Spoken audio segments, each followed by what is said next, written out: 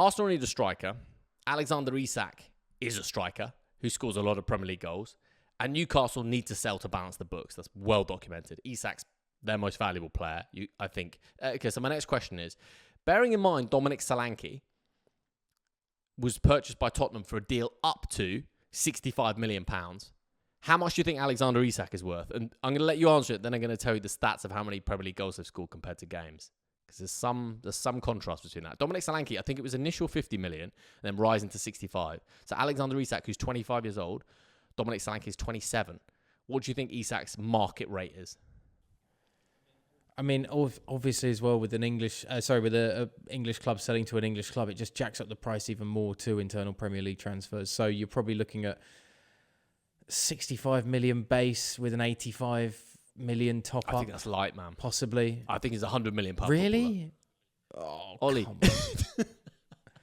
Come on, Dave. We can't just be. Can I just show my I know work? You lived in Saudi Arabia. Like I know you're a piff baby at the end of the day. That's what Ollie. you are. So money means nothing to this man. But Ollie, Dominic Solanke has played 147 Premier League games, right? He scored 34 Premier League goals. He went for 50 million, rising to 65. Alexander Isak has played 66 Premier League games and he's scored 38 Premier League goals. He is at least twice as good as Dominic Solanke.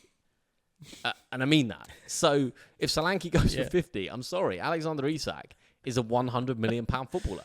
And Arsenal need to go out in January and they need to make Newcastle an offer they cannot refuse. Pay 120 million for him. I mean that. Then you've got a striker for the next 5 years.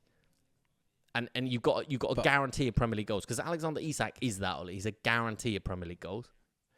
But we're talking about pressure earlier. And there's a huge difference again from playing in a Newcastle side that the expectation is to find European football and being the front man that is going to change things for Arsenal and make them a title-winning force once again. And I'm not saying that Isak can't handle that weight of expectation. I'm just saying that is a very different weight of expectation to playing as the front man at Newcastle United.